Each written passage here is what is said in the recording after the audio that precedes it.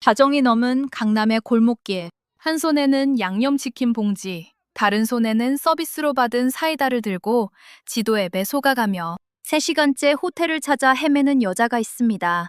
울음이 터질 것 같은 목소리로 일본 친구에게 전화를 걸고 인공지능에게 소리를 지르고 낯선 한국의 밤거리에서 완전히 길을 잃어버렸습니다.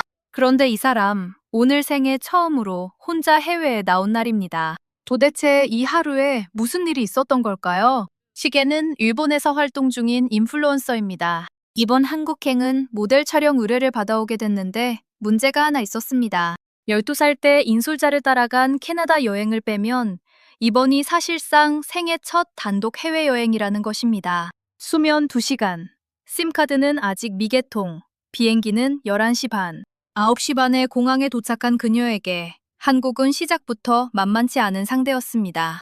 우리에게 인천공항은 너무나 익숙한 공간이죠. 크고 복잡하지만 안내 표지판도 많고 직원들도 친절하다고 자부합니다. 그런데 처음 혼자 해외에 나온 외국인에게 인천공항은 어떤 공간일까요? 체크인 카운터 번호를 잘못 보고 아무도 없는 카운터 앞에서 어쩔 줄 모르고 서 있는 시계의 모습이 어쩐지 짠하게 다가왔습니다. 우리 부모님이 처음 해외 공항에 서셨을 때도 이런 기분이었을까 하는 생각도 들었습니다. 다행히 팔로워분이 달려와서 짐 맡기는 것부터 심카드까지 전부 도와줬습니다.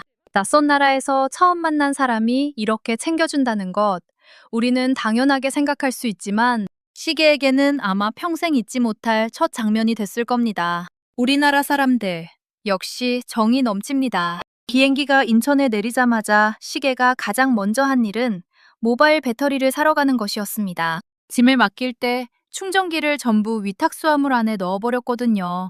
배터리 60%로 하루를 버텨야 하는 상황. 공항 면세구역 안에서 전자제품 가게를 찾아낸 시계. 우리에게는 그냥 스쳐 지나가는 공항 내 상점 하나가 그녀에게는 생명선이었습니다. 인천공항을 오가며 그냥 지나쳤던 그 가게들이 누군가에게는 이렇게 소중할 수 있다는 걸 처음 알게 됐습니다. 명동에 도착한 순간 시계는 이렇게 외쳤습니다. 진짜 한국이다. 그리고 바로 이어서 오줌 쌀 것 같다고 했습니다. 감동과 생리현상이 동시에 찾아온 거죠. 여행이란 원래 이런 겁니다. 충동적이고 솔직하고 몸이 먼저 반응하는 것. 그리고 명동이라는 거리는 한국인에게는 그냥 사람 많고 시끄러운 관광지일 수 있지만 처음 발을 디딘 외국인에게는 한국 그 자체를 처음 체감하는 순간인 거죠. 첫 번째 목적지는 게장 전문 식당이었습니다. 한국인에게 게장은 밥상 위에 익숙한 반찬이죠. 가끔은 너무 짜다, 비리다 하면서 젓가락을 놓기도 하는 그 음식. 그런데 그 어마어마한 상차림 앞에서 시계는 이런 게 있어. 이런 거 없어, 없어, 없어. 라며 두 눈이 휘둥그레졌습니다. 게장에 밥을 비비는 그 한 숟갈 앞에서 온몸으로 행복해하는 모습을 보니 우리가 너무 당연하게 여겨온 것들이 얼마나 특별한지를 새삼 깨닫게 됩니다. 오늘 저녁 게장 한번 먹어보고 싶어지지 않으셨나요? 배를 채우고 나서 시계는 지하철을 탑니다. 그런데 여기서부터 본격적인 미로 탐험이 시작됩니다. 시계는 일본에서도 혼자 전철을 타기까지 5년이 걸렸다고 했습니다. 5년이요. 그런 사람이 처음 온 나라에서 밤에 혼자 지하철을 탄 겁니다. 생각해보면 한국의 지하철은 환승이 많고 출구 번호도 많고 남쪽 윙, 북쪽 윙처럼 같은 역 안에서도 방향이 갈리는 구조이죠. 우리는 몸으로 외워서 아무 생각 없이 다니지만 처음 온 사람에게 이 공간은 정말이지 3D 미로와 다름없었을 겁니다. 예상대로 길을 잃었습니다. 답은 출구인 줄 알고 내렸더니 전혀 다른 곳. 역을 완전히 반대로 와버리기도 했습니다. 남쪽 윙으로 가야 하는데 북쪽 윙으로 들어서고 분명히 내려왔다고 생각했는데 또 올라가야 한다는 안내를 마주하기도 했습니다. 매일 지하철을 타는 우리에게는 아무렇지 않은 이 공간이 누군가에게는 이렇게 두렵고 막막할 수 있다는 것. 새삼 다르게 보이게 됩니다. 그런데 놀라운 일이 계속 벌어졌습니다. 시계가 출구 앞에서 절망하고 있을 때마다 어디선가 누군가가 다가옵니다. 팔로워분이 목적지까지 함께 찾아주고 지나가던 한국인 학생이 직접 안내해줍니다. 처음 보는 사람들이 마치 오래된 친구처럼 말을 건네는 겁니다. 시계는 이 장면들을 보며 동물의 숲 같다고 했습니다. 모두가 선하고 친절한 그 게임 세계 같다고요. 게임 속 마을처럼 말을 걸면 누군가 항상 도와주는 곳. 왜인지 한국인인 저도 이 말이 뭉클하게 들렸습니다. 모델 촬영도 무사히 마쳤습니다. 한국 메이크업 아티스트의 손길을 거친 시계는 스스로도 완전 다른 사람 아니냐며 놀랐습니다. 노즈 섀도우 없이도 코라인을 자연스럽게 살리고 치크와 속눈썹에 집중하는 한국식 메이크업. 일본의 메이크업 스타일과는 또 다른 결의 감각이죠. 외국인의 피부 위에서도 자연스럽게 녹아드는 한국 뷰티의 힘을 보면서 왜 K-뷰티가 전 세계에서 이렇게 주목받는지 다시 한번 이해하게 됩니다. 성수동에도 들렀습니다.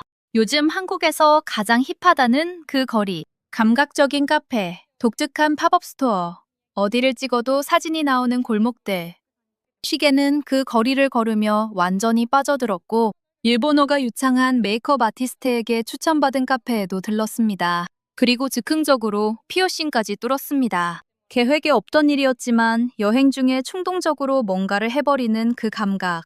누구나 한 번쯤 경험해 보셨을 겁니다. 그리고 그 충동을 가능하게 해주는 도시가 있죠. 서울이 딱 그런 곳입니다. 그리고 다시 자정의 강남으로 돌아옵니다. 치킨 가게에서 주문했더니 사이다까지 서비스로 줬다고 좋아했는데 그 무게를 들고 무려 3시간을 걷게 될 줄은 아무도 몰랐습니다. GPT가 알려준 경로는 틀렸고 도착했다고 생각한 곳은 전혀 다른 장소였습니다. 호텔까지 걸어서 20분이라고 했는데 사실은 차로 10분인 거리였던 것입니다. 결국 택시를 부르기로 했습니다. 그런데 막상 타려니 교통카드가 되는지, 현금이 필요한지, 어떤 색 택시를 타야 하는지 하나도 모르는 상황. 낯선 나라에서 혼자 심야에 택시를 잡아야 한다는 것, 생각만 해도 막막하지 않으신가요? 바로 그 순간, 일본 친구가 원격으로 나침반처럼 방향을 잡아주고 택시가 도착했습니다. 차에 탄 순간 기사님이 일본어로 말을 건넵니다. 어디 가요? 내릴 때는 어두운 곳 조심하라는 말도 챙겨주셨습니다. 짧은 시간이었지만 그 한마디 한마디가 지친 여행자에게 얼마나 큰 온기였을지는 충분히 짐작이 갑니다. 한국어도 잘 모르는 외국인이 심야에 혼자 타는 택시에서 익숙한 언어로 말을 건네준 기사님. 그게 얼마나 큰 안도였을까요? 차에서 내린 시계는 이렇게 중얼거렸습니다. 왜 이렇게 다들 친절한 거야? 왜 이렇게 친절한 거야? 그 한마디에 한국인인 저도 잠시 생각하게 됐습니다.